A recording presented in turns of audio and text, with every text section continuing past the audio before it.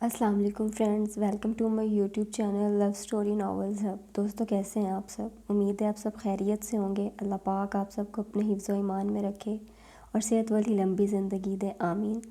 Friends, اگر آپ لوگوں کو ناول پسند آ رہا ہے تو کامنٹس میں ضرور بتائیے گا، اور اگر آپ لوگوں کا کوئی فیوریٹ ناول ہو تو بھی مجھے کامنٹ کیجیے گا۔ تو چلیں سٹارٹ کرتے ہیں آج کی ایپیسوڈ۔ اپنے بال مٹھی میں جگڑتے ہوئے وہ درشتگی سے بولا۔ داد بخش نے افسردگی سے اس کی سرخ آنکھوں کو دیکھا، پھر نرمی سے اس کے شانے پر ہاتھ رکھا۔ سائیں، یہ سب اللہ کی مرضی ہے، آپ پلیز ہمت سے کام لیں۔ داد بخش نے اسے حوصلہ دینے کی ناکام کوشش کی۔ تبھی اس کی نگاہ دروازے کے شیشے سے اندر جھانکتی محرم پر پڑی تھی۔ اس نے استفہامیہ نگاہوں سے زرخان کی طرف دیکھا۔ زرخان نے اس کی نظروں کے تعاقب میں سسکتی ہوئی محرم پر نظر ڈالی۔ فاطمہ موم کی بھتیجی ہے، زرخان نے آہستگی سے کہا۔ تبھی وہ اس کے پاس آئی تھی۔ سر، کیا میں اپنی مومی کے پاس جا سکتی ہوں؟ وہ آنسو بھری آنکھیں زرخان کے چہرے پر ٹکائے معصومیت سے پوچھ رہی تھی۔ زرخان کا دل تو پہلے ہی پھٹا جا رہا تھا، اس پر مزید اس معصوم لڑکی کی دگرگوں حالت اسے مزید توڑ رہی تھی۔ اس نے بخش کو اشارہ کیا اور خود ذرا فاصلے پر بینچ پر جا بیٹھا۔ سر ہاتھوں میں تھامے وہ زمین کو گھور رہا تھا، مگر سماعت داد کی طرف متوجہ تھی۔ داد بخش نے بہت آہستگی سے محرم کے سر پر ہاتھ رکھا۔ بی بی، آپ روئیں مت، فاطمہ بی بی کی طبیعت بالکل ٹھیک ہے، آپ دیکھ ہی چکی ہیں کہ وہ سو رہی ہیں۔ ڈاکٹر سے بات ہوئی ہے میری، 1 یا 2 گھنٹے میں جاگ جائیں گی، تب آپ ان سے مل لیجئے گا، داد بخش نے نرمی سے کہا۔ لیکن ان کے پاس جا کر بیٹھ تو سکتی ہوں نا، وہ بھرائے ہوئے لہجے میں بولی۔ ٹھیک ہے، مگر ایک شرط پر، بخش نے نرمی سے کہا۔ وہ اسے بہت طریقے سے ڈیل کر رہا تھا۔ مجھے آپ کی ہر شرط منظور ہے، بس مجھے اندر جانے دیں۔ وہ ہاتھ جوڑے التجا کر رہی تھی۔ ارے نہیں بی بی، پلیز یوں ہاتھ مت جوڑیں آپ، میری بس ایک ہی شرط ہے کہ آپ فاطمہ بی بی کے پاس جا کر روئیں گی نہیں۔ اگر آپ روئیں گی تو ان کی نیند خراب ہو جائے گی، اور پھر سائیں بھی آپ پر غصہ ہو جائیں گے، اس لیے بس چپ چاپ ان کے پاس جا کر بیٹھ جائیں۔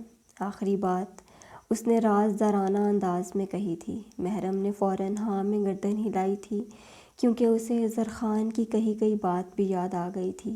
اوکے، بٹ اب رونا مت، ورنہ مجھے غصہ آ جائے گا۔ اس کے صبح والے جلال اور غیظ و غضب والا روپ دیکھنے کے بعد وہ اس سے اچھی خاصی خوفزدہ ہو چکی تھی۔ سو شرافت سے گردن ہلا کر پلٹی تھی اور سرعت سے کمرے میں گھس گئی۔ پورے کمرے میں فاطمہ کے پاس ایک نرس کے سوا کوئی نہیں تھا۔ زرخان نے صراحتی نظروں سے بخش کو دیکھا۔ وہ نرمی سے مسکرا دیا۔ ابھی چھوٹی ہے سائیں، اسی لیے اسے اس طریقے سے سمجھایا ہے میں نے، آپ سے بہت ڈر چکی ہے۔ ویسے میرا خیال ہے کہ آپ مجھ سے بہتر انداز میں اسے ڈیل کر سکتے ہیں، آہستگی سے کہتا وہ اس کے پاس ہی آ بیٹھا۔ تم یہ بتاؤ کہ کب تک ہوش آ جائے گا موم کو؟ ڈاکٹرز کیا کہہ رہے ہیں؟ اسے تو تم بہلا چکے ہو، اب مجھے سچ سچ بتاؤ۔ زرخان کی آواز میں تھکن تھی۔ سائیں، آپ کے سامنے ہی وہاں ہاسپٹل میں ڈاکٹرز نے بی بی کو انجیکشنز دیے تھے، تب سے ہی گہری نیند میں ہے۔ ڈاکٹرز نے تو 3 سے 4 گھنٹے کی لمٹ دی ہے، دیے گئے وقت سے بہت پہلے بھی ہوش آ سکتا ہے اور بہت بعد میں بھی، داد بخش نے جواب دیا تھا۔ زرخان نے کلائی میں بندھی گھڑی میں وقت دیکھا۔ گھڑی شام کے 4:45 بجا رہی تھی۔ اسے یاد آیا کہ وہ دونوں صبح 10 بجے کے قریب قصور کی حدود میں داخل ہوئے تھے۔ آج اس کے 16 برس کی تلاش ختم ہوئی تھی، اسی لیے دن بے حد لمبا معلوم ہو رہا تھا۔ جاتی گرمیوں کے دن کچھ خاص لمبے بھی نہ تھے۔ زرخان نے تھک کر کرسی کی پشت سے ٹیک لگا لی۔ اسے کمپنی جوائن کیے 3 ماہ ہو چکے تھے، اور آج ایک بار پھر وہ اکاؤنٹنٹ کی بجائے ریسیپشنسٹ کا چارج سنبھالے ہوئے تھی۔ اس کی جوائننگ کے 15 دن بعد ہی ریسیپشنسٹ ارینج ہو گئی تھی، جبکہ زمل نے اکاؤنٹنٹ کی سیٹ سنبھال لی تھی۔ 1 ماہ کے اندر ہی وہ کافی ٹرینڈ ہو گئی تھی، اور اب تو راوی چین ہی چین لکھ رہا تھا، مگر پچھلے 2 دن سے ریسیپشنسٹ ایک بار پھر غائب تھی۔ لہٰذا مجبوراً آج اسے ریسیپشن پر بھی ڈیوٹی دینی پڑ رہی تھی۔ دوپہر کے 2 بجے کے قریب اپنے کاؤنٹر پر موجود کمپیوٹر میں ہی اپنی فائل اوپن کر لی تھی اور اکاؤنٹس مینٹین کرنے لگی۔ کی بورڈ پر چلتی اس کی انگلیاں ایک دھیمی آواز پر رکی تھیں۔ ایکسکیوز می، کسی نے کاؤنٹر ناک کیا تھا۔ زمل نے نگاہ اٹھا کر ناک کرنے والے کو دیکھا۔ سامنے ایک 11-12 سالہ بچہ کھڑا تھا۔ ماتھے پر بکھرے بھورے بال آنکھوں تک آ رہے تھے۔ یونیفارم ڈریس میں ملبوس وہ چہرے پر بلا کی معصومیت لیے کافی کیوٹ لگ رہا تھا۔ زمل نے کچھ حیرت سے اسے دیکھا۔ شاید وہ غلطی سے وہاں آ گیا تھا۔ یس، وہ نرمی سے بولی۔ ایم ڈی شہباز حسن اپنے آفس روم میں ہی ہیں؟ وہ نرم لہجے میں مگر بے حد سنجیدگی سے پوچھ رہا تھا۔ زمل نے آنکھیں سکیڑ کر اس 4 فٹ کے بچے کو دیکھا۔ اسے یوں ہی اپنی جانب دیکھتا پا کر وہ جھنجھلا گیا۔ آئی آسکڈ از ہی دیئر اور ناٹ؟ وہ قدرے بیزاری سے پوچھ رہا تھا۔ زمل اس کی بیزاری پر نرمی سے مسکرائی۔ وہ جھنجھلاتا ہوا مزید پیارا لگ رہا تھا۔ Yes he is there but who are? اس کی بات پوری نہیں ہو پائی تھی۔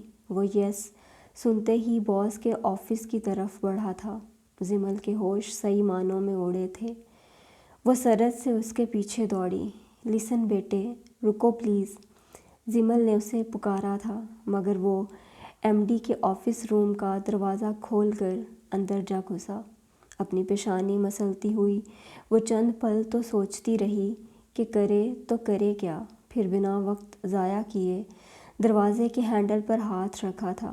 دوسری طرف سے دروازہ کھول کر شہباز حسن کی پرسنل سیکرٹری باہر آئی تھی۔ زمل فوراً پیچھے ہٹی۔ وہ مس ثنا، وہ خوفزدہ سی ہکلا کر بولی۔ واٹ؟ کیا ہوا؟ یہ تمہارے چہرے کا رنگ کیوں اڑا ہوا ہے؟ ثنا نے اس کی اڑی رنگت دیکھ کر حیرت سے پوچھا۔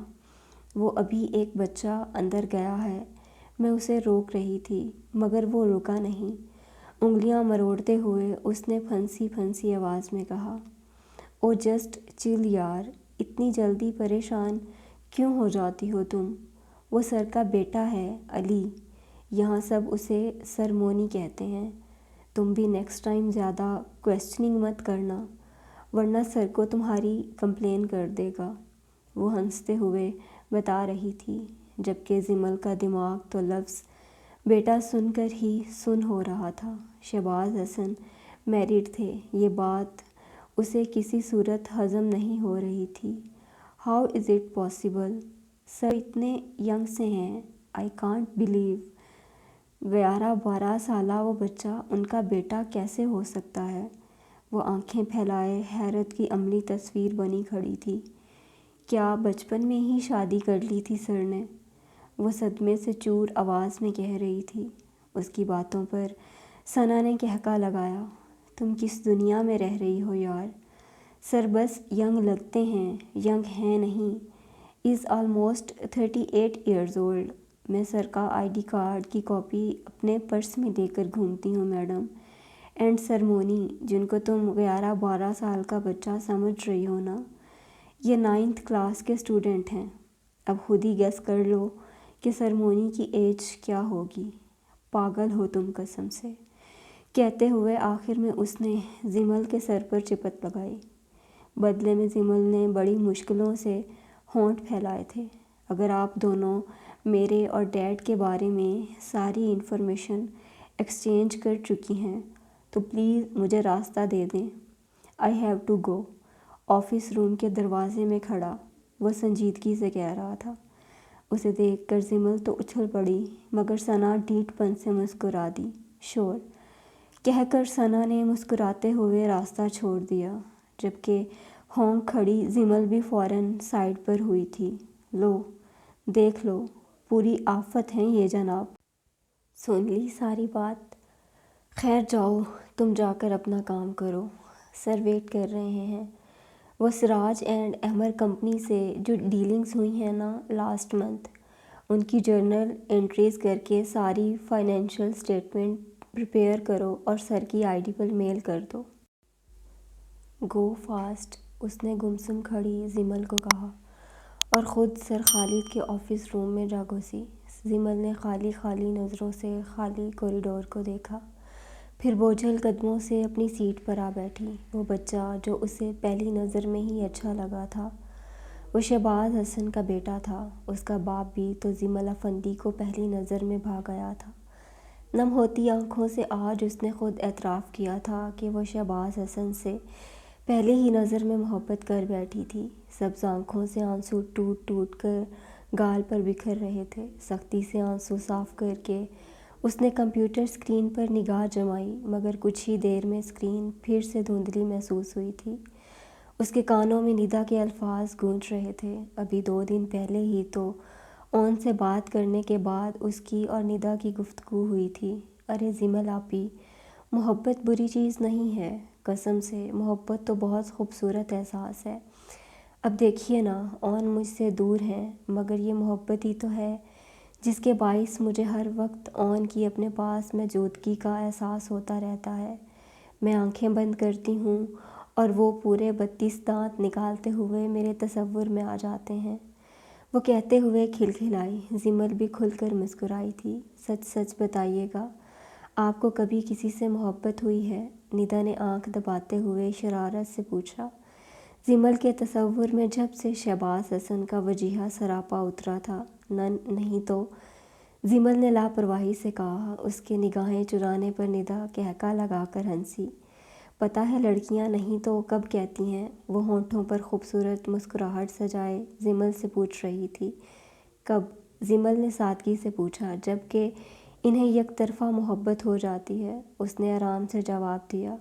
लो भला, ये क्या बात हुई? जिमल ने उसे घूरा। निदा खिलखिलाई। ये वही बात हुई जो आपकी समझ से बाहर है। वो कंधे अचकाकर आराम से बोली। हाँ, और तुम तो जैसे बहुत समझदार हो ना बेटा, पूरे 3 साल छोटी हो मुझसे। जिमल ने मसनूई कॉलर अकड़ाए। और जिमल अफंदी कभी भी यकतरफ़ा मोहब्बत नहीं करेगी। मोहब्बत करूँगी तो 2 तरफ़ा, जो मुझे चाहेगा मैं भी उसे चाहूँगी, बस। वो गैर संजीदगी से कह रही थी। निदा ने संजीदगी से उसकी तरफ देखा। मोहब्बत करने से कहाँ होती है जिमल आपी, मोहब्बत तो हो जाती है बस।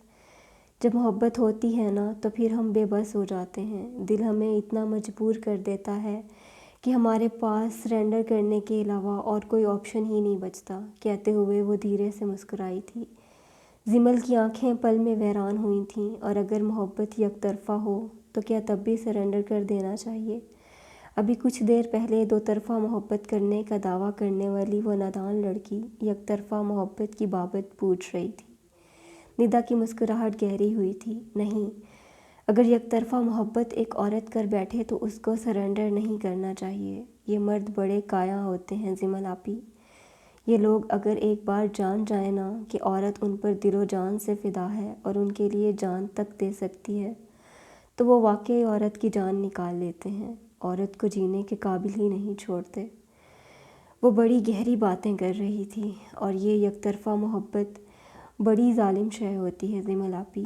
ख़ासकर औरत के दिल को तो ऐसा किला बना डालती है जिसे महबूब के सिवा कोई दूसरा मर्द फ़तह कर ही नहीं सकता। और अगर वो फ़तहयाब मर्द अपनी राजधानी छोड़ दे तो फिर वो किला बोसीदा खंडर बन जाता है। ऐसा खंडर जिसमें किसी और के फ़तहयाब होने की गुंजाइश ही नहीं बचती। धीमे लहजे में बोलती वो जिमल को बेचैन कर गई थी। जिमल ने मुस्कुराकर उसका हाथ थपका था और उसके पास से उठकर अपने कमरे में आ गई थी। यकतरफ़ा मोहब्बत, जालिम मर्द, फ़तहयाब, पोसीदा खंडर, गुंजाइश, मुख्तलिफ़ अल्फाज थे जो उसके कानों में गूंज रहे थे। क्या शहबाज हसन एक जालिम मर्द था? कीबोर्ड पर उंगलियां चलाते हुए वो खुद से पूछ रही थी। दिल ने चलाकर जवाब दिया था, नहीं नहीं। और वाकई वो जालिम तो नहीं था। उसका क्या कसूर? वो तोला इल्म था जिमल के जज्बात से, एहसासात से। वो तो कतई बेखबर था। और कसूर तो जिमल का था। जुल्म तो उसने खुद किया था अपने साथ। ये जुल्म ही तो था कि वो एक ऐसे मर्द को चाह बैठी थी जो पहले ही किसी और का था। انجانے میں ایک ایسے مرد کو دل دے بیٹھی تھی جو کسی اور کی ملکیت، کسی اور کا شوہر تھا۔ اس کی ذاتی زندگی میں زمل افندی کی گنجائش تو کہیں بھی نہیں نکلتی تھی۔ کانپتی انگلیوں سے انٹر کا بٹن کلک کر کے اس نے شہباز حسن کو انکم سٹیٹمنٹ میل کی تھی، تو یعنی شہباز حسن اس کے آنسوؤں کا ذمہ دار نہیں تھا۔ ہاں، وہ اس کے کسی جذبے کے لیے جواب دہ نہیں تھا۔ زمل کے دل نے بہت آرام سے شہباز حسن کو بری الذمہ قرار دے دیا تھا۔ ونڈو شٹ ڈاؤن کر کے وہ اٹھی تھی اور ریسیپشن سے نکل کر دھیمی چال چلتی ہوئی کیفیٹیریا میں جا بیٹھی۔ ٹیبل پر سر رکھ کر آنکھیں موندے ہوئے اس نے اپنی سسکیاں روکنے کی کوشش کی تھی۔ بازوؤں میں سر دیے وہ جانے کتنی دیر یوں ہی بیٹھی رہی۔ بھاری ہوتی آنکھیں بند ہونے کو تھیں جب مس ثنا کی آواز پر وہ اچھل کر سیدھی ہوئی۔ او ہیلو میڈم، کس غم کا سوگ منا رہی ہو؟ اس کی روئی روئی گلابی آنکھیں دیکھ کر وہ پریشان ہو گئی تھی۔ زمل ہولے سے مسکرا دی۔ کچھ بھی نہیں، بس وہ سر میں درد ہو رہا تھا۔ زمل نے نرمی سے جواب دیا، ابھی مزید درد ہونے والا ہے، اس کی بھی ٹینشن لو۔ ثنا نے سنجیدگی سے کہا، کیا مطلب؟ زمل کی آنکھوں میں تحیر اترا۔ تمہیں سر بلا رہے ہیں، بہت غصے میں ہیں، آیت الکرسی کا ورد کرتے ہوئے جانا۔ مسکراتے ہوئے اسے باور کرواتی وہ جانے کو پلٹی تھی۔ زمل فوراً کھڑی ہو گئی۔ مگر ہوا کیا ہے؟ وہ حقیقتاً پریشان ہو چکی تھی۔ 7 لاکھ کا لاس۔ ثنا نے جواب دیا، واٹ؟ زمل کی آنکھیں پوری کھل گئیں۔ Yes, and this loss is suffered just because of you. Sana کے جواب پر زمل کے چہرے کا رنگ پیلا پڑ گیا۔ مگر میں نے تو کچھ بھی نہیں کیا مس ثنا۔ وہ ہکلا گئی۔ آئی ڈونٹ نو، تم ہی تو اکاؤنٹس پریپیئر کرتی ہو۔ آج تم نے جو سراج اینڈ احمر کمپنی سے ڈیلنگ کی انٹریز سر کو میل کی ہیں، وہ بدقسمتی سے سر خالد نے بنا دیکھے اپرووڈ کر دی تھیں۔ اور مزے کی بات یہ ہے کہ جو 7 لاکھ ہم نے احمد جعفری سے لینے تھے، وہی 7 لاکھ ہمارے ہونہار کیشیئر نے ان کے اکاؤنٹ میں ٹرانسفر کر دیے ہیں، اور اب ان 7 لاکھ کی واپسی کا دور دور تک کوئی امکان نہیں ہے، بیکاز احمد جعفری سے پیمنٹ لینا ہی شیر کے منہ سے نوالا نکلوانے کے مترادف ہے۔ کچا یہ 7 لاکھ جو ہم اسے دے چکے ہیں، ان کی واپسی تو۔ اس نے بات ادھوری چھوڑ کر کندھے اچکائے۔ زمل کی ہتھیلیوں میں پسینہ اتر آیا۔ کہاں وہ مہینے کے 15,000 کمانے والی معمولی سی امپلائی، اور کہاں 7 لاکھ؟ مگر میں نے تو ساری انٹریز ٹھیک کی تھیں۔ وہ رونے والی ہو گئی۔ بھلا 7 لاکھ کا نقصان کہاں سے پورا کرتی؟ مجھ سے کیا کہہ رہی ہو؟ جا کر سر کو بتاؤ۔ سر خالد بھی ان کے آفس میں ہی ہیں، اور احمد کیشیئر بھی انہی کے سامنے پلیز پلیز کر رہا ہے۔ اب تمہاری باری ہے، گو فاسٹ۔ سنجیدگی سے کہہ کر وہ آرام سے چلتی ہوئی وہاں سے نکلتی چلی گئی، جبکہ زمل کے ہاتھ پاؤں باقاعدہ کانپنے لگے۔ شل ہوتی ٹانگوں کو گھسیٹتے ہوئے اس نے شہباز حسن کے آفس کا رخ کیا۔ لبوں پر خود بخود آیت الکرسی کا ورد شروع ہو گیا تھا۔ آفس روم کے دروازے پر ہی اس نے قدم رک گئے۔ گردن موڑ کر اس نے کوریڈور کے شروع میں لگی گھڑی کو دیکھا جو شام کے 6 بجا رہی تھی، یعنی ڈیوٹی ٹائم آف ہو چکا تھا۔ ڈرتے ڈرتے اس نے دروازہ ناک کیا تھا اور پھر اندر جھانکا۔ مے آئی کم ان سر؟ اس کی آواز میں کپکپاہٹ تھی۔ وہ ٹیبل پر دونوں ہاتھ رکھ کر ذرا جھک کر کھڑا ہوا تھا۔ اس کے پوچھنے پر سر اٹھا کر اس کی جانب متوجہ ہوا۔ یس، کم ان۔ سرد لہجے میں جواب دیا گیا تھا۔ وہ سختی سے ہاتھ کی انگلیاں بھیجے اندر داخل ہوئی تھی۔ ثنا کی اطلاع کے مطابق سر خالد مینیجر اور سر احمد کیشیئر دونوں ہی آفس میں موجود تھے۔ آپ دونوں جا سکتے ہیں۔ شاہ نے سنجیدگی سے ان دونوں کو رہائی کا پروانہ تھمایا۔ سر جھکائے وہ دونوں فوراً وہاں سے نکلے تھے۔ زمل کی گھبراہٹ میں اضافہ ہونے لگا۔ اس نے چور نظروں سے شہباز حسن کی طرف دیکھا جو اب اپنی چیئر پر بیٹھ چکا تھا۔ بیٹھیے پلیز، اسے کمرے کے بیچوں بیچ کھڑے دیکھ کر وہ سختی سے بولا۔ وہ فوراً ٹیبل کے پاس پڑی چیئرز میں سے ایک پر آ کر بیٹھی۔ سر میں نے ساری انٹریز ٹھیک پاس کی تھیں، وہ کپکپاتی آواز میں صفائی دے رہی تھی۔ شہباز نے اپنے سامنے کھلے لیپ ٹاپ کو گھما کر اس کا رخ زمل کی طرف کیا۔ سامنے ہی لاسٹ منتھ کی بیلنس شیٹ تھی جو اس نے آج تیار کی تھی، اوپن تھی۔ اس نے پریشانی سے شہباز حسن کی طرف دیکھا۔ سبز آنکھوں میں نمی اتر رہی تھی۔ ایک نظر دیکھیں اس کو، یہ صبح آپ نے ہی مجھے میل کی تھی شاید۔ وہ بے حد سنجیدگی سے بات کر رہا تھا۔ زمل نے ایک نگاہ لیپ ٹاپ کی اسکرین پر ڈالی۔ جی سر، اس نے بمشکل اعتراف کیا۔ جو ڈیٹا میں نے آپ کو میل کیا تھا اس کے مطابق احمد جعفری 7 لاکھ سے ہمارا ڈیٹر تھا۔ ڈیٹر وہ شخص جس سے رقم لینی ہو، اور آپ نے اسے لائبلٹی سائڈ پر کریڈیٹر شو کیا ہے مس زمل۔ کریڈیٹر وہ شخص جس کو رقم دینی ہو۔ اس کی آواز میں اتنی سختی تھی کہ وہ کانپ کر رہ گئی۔ اکاؤنٹنٹ بن جانا بچوں کا کھیل نہیں ہے مس زمل۔ اتنی لاپرواہی، اتنی غیر ذمہ دارانہ حرکت کہ 7 لاکھ کا لاس کروا چکی ہیں آپ۔ احمد جعفری یہ 7 لاکھ اتنی آسانی سے واپس نہیں کرے گا۔ میرا یہ نقصان اب کون پورا کرے گا مس زمل؟ آپ بھی احمد اور خالد کی طرح سوری کہہ دیں گی، بٹ مجھے صرف اتنا بتا دیں کہ اس غلطی کا حقیقی ذمہ دار کون ہے۔ یقیناً آپ ہی ہیں، رائٹ؟ وہ درشتگی سے پوچھ رہا تھا۔ سر جھکائے بیٹھی زمل نے بے دردی سے ہونٹ کچلے۔ آنکھوں میں چپکتے آنسو بہت تیزی سے گالوں پر لٹکے تھے۔ اس نے دوبارہ لیپ ٹاپ کی اسکرین دیکھی تھی جہاں پر پریپیئرڈ بیلنس شیٹ میں احمد جعفری 7 لاکھ سے کریڈٹ ہو رہا تھا۔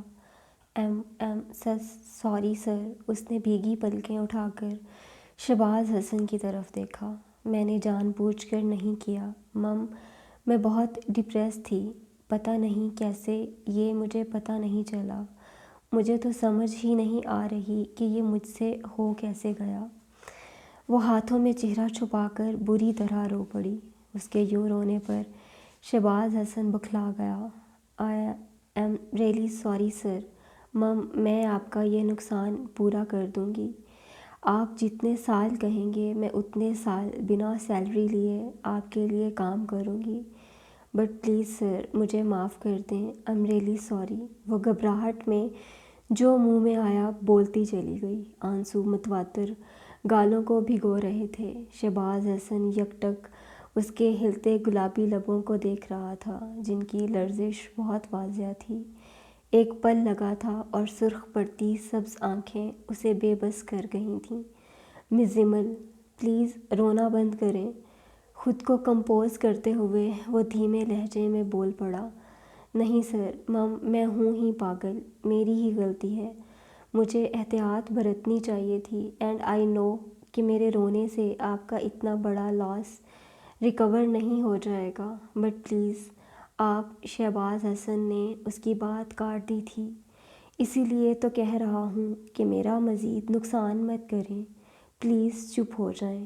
اس کی سبز آنکھوں میں جھانکتا ہوا کھویا کھویا سا بولا تھا۔ کیا مطلب؟ اس کی معنی خیز بات زمل کے تو خاک بھی پلے نہ پڑی۔ مطلب تو مجھے بھی سمجھ نہیں آ رہا۔ اس کے حسین چہرے پر نگاہ جماتے ہوئے وہ پریشانی سے بولا۔ سر، آئی تھنک اٹس ناٹ لاس۔ آنکھوں سے بہتے آنسو صاف کرتے ہوئے وہ اپنی طرف سے اس کی پریشانی کم کرنے کو بولی تھی۔ شہباز حسن نے ایک نگاہ خاص اس کے روئے روئے گلابی چہرے پر ڈالی تھی۔ I think it's a big loss miss Zamal, a loss that can be recovered only by yourself. میرا خیال ہے یہ بہت بڑا نقصان ہے مس زمل، ایک نقصان جو صرف تمہارے وجود، تمہاری ذات سے ہی پورا کیا جا سکتا ہے۔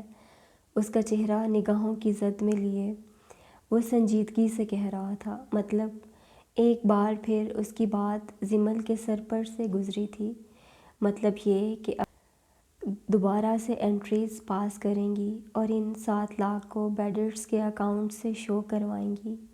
ہوپس ہو کہ یہ بیڈٹس ریکور ہو جائیں، ورنہ سزا کے طور پر آپ کو زندگی بھر میرے ساتھ رہنا پڑے گا۔ میری کمپنی کے لیے میرے پاس جاب کرنا پڑے گی۔ شاہ نے لہجے کو حد الامکان سنجیدہ رکھا تھا۔ اس کی بات پر زمل کی جان میں جان آئی۔ تھینکس لاٹ سر۔ اس کے گلابی لبوں پر بے ساختہ مسکراہٹ در آئی، سبز آنکھیں پھر سے چمکنے لگیں۔ شہباز حسن کے لیے دل بچانا محال ہو گیا۔ It's okay but be careful for next time, بمشکل نگاہ پھیر کر شاہ نے جواب دیا۔ وہ کھل کر مسکرائی تھی اور تھینکس اگین کہتے ہوئے وہاں سے نکلتی چلی گئی۔ شہباز حسن نے پریشان ہو کر اپنا سر ہاتھوں میں تھام لیا۔ یہ کیا ہو گیا تھا اسے؟ کیا تھی وہ لڑکی؟ اس نے اپنے آفس روم سے باہر نکلتی زمل کی پشت کو دیکھا۔ کیسا جادو تھا اس کی آنکھوں میں کہ وہ محض ایک پل میں سب کچھ ہار بیٹھا تھا۔ کیسی مٹھاس تھی ان لبوں میں کہ ان سے ادا ہونے والے چند بے وقوفانہ جملے اسے گھائل کر گئے تھے۔ وہ کوئی نوعمر لڑکا نہیں تھا، 38 سالہ میچور مرد تھا، جوان ہوتے بیٹے کا باپ تھا، مگر جانے کیوں اس کا دل اس لڑکی کے لیے مچلنے لگا تھا۔ ایک عجیب سی کشش تھی جو پہلے دن سے ہی اسے زمل کی طرف کھینچ رہی تھی، اور آج تو جیسے ان قاتل آنکھوں نے اس کے دل پر آخری ضرب لگا دی تھی۔ یہ میچور عمر کی محبت اس کے لیے خوشی کا نہیں بلکہ پریشانی کا باعث تھی۔ وہ نوخیز کلی جیسی لڑکی بھلا اس کی محبت کو کیوں کر قبول کر سکتی تھی؟ اس نے بے بسی کے شدید احساس تلے اپنی آنکھیں موند لیں۔ میرے دل پر ملنے والی آخری دستک ہو تم۔ اف، میں کیسے تم سے دامن بچاؤں گا زمل؟ وہ جتنا اس کے بارے میں سوچ رہا تھا اتنا ہی بے بس ہو رہا تھا۔ بی بی کو ہوش آ گیا ہے سائیں، داد بخش نے اسے بتایا تھا۔ وہ سرعت سے فاطمہ کی طرف بڑھا۔ ان کے بیڈ کے پاس کھڑی وہ لڑکی اپنے ہاتھوں میں ان کا ہاتھ لیے ہچکیوں سے رو رہی تھی۔ میں نے آپ کو کتنی بار کہا کہ میرے ساتھ ہاسپٹل چلیے، مگر آپ نے کبھی میری بات نہیں مانی۔ اب دیکھ لیں اپنا کیا حال کر لیا ہے آپ نے۔ وہ روتے ہوئے انہیں ڈپٹ رہی تھی۔ اب آ تو گئی ہوں، اب پراپر ٹریٹمنٹ کرواؤں گی، پکا پرومس۔ اس کا ہاتھ چومتے ہوئے وہ نرمی سے بول رہی تھیں۔ تبھی ان کی نظر محرم سے چند قدم پیچھے کھڑے زرخان عباسی پر پڑی۔ بہت ضدی ہو تم، کر لی نا اپنی مرضی؟ اس کے ستے ہوئے وہ خفگی سے بولیں۔ محرم نے پلٹ کر دیکھا زرخان کو۔ وہاں دیکھ کر اس نے فوراً اپنے آنسو پونجھ لیے۔ یہ میری مرضی نہیں ہے، یہ آپ کی زندگی کے لیے بہت ضروری تھا۔ میں آپ کو یہاں نہ بھی لے کر آتا تب بھی یہ محترمہ کبھی نہ کبھی آپ کو یہاں لے ہی آتی۔ آپ کو آنا تو یہیں تھا فاطمہ موم، سو اچھا ہوا نا کہ میں ہی لے آیا۔ وہ نرمی سے مسکرا دیا۔ محرم زمین پر نگاہ جمائے کھڑی تھی، ورنہ اس کو مسکراتے دیکھ اسے حیرت کا جھٹکا ضرور لگتا۔ مجھے تمہارا فیصلہ پسند نہیں آیا زرخان، میں تو یہاں آرام سے بستر پر پڑی رہوں گی، اور میری محرم کا کیا ہوگا زرخان؟ وہ کب تک ہاسپٹل میں رولتی رہے گی؟ وہ سنجیدگی سے کہہ رہی تھی۔ محرم نے بھیگی آنکھوں سے ان کی جانب دیکھا۔ میں یہیں آپ کے پاس رہوں گی مومی، وہ بول پڑی۔ میں اسی کے بارے میں آپ سے بات کرنے والا تھا۔ میں اسے گھر لے جاتا ہوں، جب تک آپ ٹھیک نہیں ہو جاتی یہ عباسی ہاؤس میں رہ لے گی۔ It's not a big issue mommy, وہ نرمی سے کہہ رہا تھا۔ اس کی بات سن کر محرم نے فوراً نفی میں گردن ہلائی تھی، مگر فاطمہ اس کی طرف متوجہ نہیں تھی۔ البتہ زرخان کی نظروں سے اس کا یہ انکار مخفی نہیں رہا تھا۔ اٹس اے بگ ایشو مائی سن، میں خود اس گھر میں نہیں جانا چاہتی، تو بنا کسی رشتے کے اپنی بیٹی کو کیسے وہاں رہنے دے سکتی ہوں؟ وہ ٹھہر ٹھہر کر دھیمے لہجے میں بات کر رہی تھیں۔ آپ وہاں نہیں جانا چاہتی تو مت جائیے، مگر اس کو لے جانے پر پابندی مت لگائیں پلیز، کیونکہ میں خود بھی اسے یہاں ہاسپٹل میں نہیں چھوڑوں گا۔ بلیو می، میں اس کا ہر طرح سے خیال رکھوں گا، آپ پلیز پریشان مت ہوں۔ وہ انہیں سمجھانے کی اپنی سی کوشش کر رہا تھا۔ تم کس رشتے سے خیال رکھو گے اس کا؟ کیا لگتی ہے یہ تمہاری؟ کیا جواب دو گے اپنے باپ کو؟ آخر میں ان کا لہجہ تلخ ہو گیا تھا۔ آپ کی بیٹی ہے یہ، اور میرے لیے یہی رشتہ کافی ہے۔ وہ پھر سے مسکرایا کہ بہرحال ہر صورت انہیں قائل کرنا چاہتا تھا، تمہارے لیے کافی ہے، مگر محرم کے لیے یہ رشتہ کافی نہیں ہے زرخان۔ ان کا انداز پر سوچ تھا۔ داد بخش خاموش تماشائی بنا کھڑا تھا، جبکہ محرم ان دونوں کی بے سروپا گفتگو نہ سمجھی سے سن رہی تھی۔ کیا چاہتی ہیں آپ؟ میری چاہت کا احترام کرو گے تم؟ فاطمہ کے چہرے پر ایک پھیکی مسکراہٹ اپنی جب دکھلا کر غائب ہو گئی۔ زرخان نے بغور ان کے کمزور چہرے کو دیکھا۔ ہر صورت کروں گا، آپ اپنی چاہت بتائیے، زرخان عباسی حاضر ہے۔ وہ سنجیدگی سے بول رہا تھا، جبکہ داد بخش بات کی تہہ تک پہنچتے ہوئے شدید حیرت کے عالم میں زرخان کے سنجیدہ چہرے کو دیکھ رہا تھا۔ سائیں، وہ ایک قدم اس کی طرف بڑھا تھا، شاید اسے کچھ کہنا چاہتا تھا، روکنا چاہتا تھا، علیزے کی بابت کچھ سمجھانا چاہتا تھا، مگر زرخان نے ہاتھ اٹھا کر اسے قریب آنے سے روک دیا تھا، پھر آنکھ سے اشارہ کیا، جس کو سمجھتے ہوئے وہ فوراً محرم کے پاس آیا تھا۔ بی بی، آپ چلیے میرے ساتھ۔ ہاتھ باندھے وہ مؤدبانہ درخواست کر رہا تھا۔ محرم نے پریشان ہو کر فاطمہ کی طرف دیکھا۔ ان کے اشارہ کرنے پر وہ منہ بسورتی ہوئی داد بخش کے ساتھ کمرے سے نکل گئی۔ کیا چاہتی ہیں آپ؟ ان کا ہاتھ تھام کر وہ نرمی سے پوچھ رہا تھا۔ فاطمہ نے نم آنکھوں سے اس کی جانب دیکھا۔ محرم کے لیے ایک محرم چاہتی ہوں، اپنی بیٹی کے لیے ایک محفوظ پناہ چاہتی ہوں۔ تمہیں چاہتی ہوں زرخان، اپنی محرم کے لیے زرخان چاہتی ہوں۔ وہ بہت دھیمے لہجے میں التجا کر رہی تھیں۔ آنکھوں سے نکلتے آنسو تکیے میں جذب ہو رہے تھے کہ ایک پل کو ان کے نحیف ہاتھ پر زرخان کے مضبوط ہاتھوں کی گرفت ڈھیلی پڑی تھی۔ تم ہچکچا رہے ہو، انکار کرنا چاہتے ہو؟ فاطمہ نرمی سے مسکرائی تھیں۔ ہاں، میں ہچکچا رہا ہوں، میں شاکڈ ہوں کیونکہ اگر آپ میرے لیے اپنی بیٹی کو چنتیں تو شاید میں شاکڈ نہ ہوتا، مگر آپ نے مجھے اپنی بیٹی کے لیے چنا ہے۔ آئی ایم شاکڈ فاطمہ موم کہ آپ نے مجھے اس قابل سمجھا کہ اپنی عزیز از جان ہستی میرے حوالے کرنا چاہ رہی ہیں۔ I am really shocked. ان کے ہاتھ پر اپنے ہاتھ کی گرفت نرمی سے مضبوط کر کے وہ حیرت زدہ سا بول رہا تھا۔ فاطمہ نے ایک پرسکون سانس خارج کی۔ مولوی کو کتنے بجے کا وقت دوں؟ موبائل کی اسکرین آن کرتے ہوئے وہ نرمی سے پوچھ رہا تھا۔ 1 گھنٹے بعد کا وقت دے دو، میں نیند میں جانے سے پہلے محرم کو محرم زرخان علی عباسی بنتے دیکھنا چاہتی ہوں، وہ مطمئن سی کہہ رہی تھیں۔ لبوں پر ایک پرسکون مسکراہٹ تھی۔ وہ اس بات میں سر ہلا کر اٹھ کھڑا ہوا، پروقار چال چلتا ہوا وہ روم سے باہر آیا تو بینچ پر سر جھکائے بیٹھی تھی۔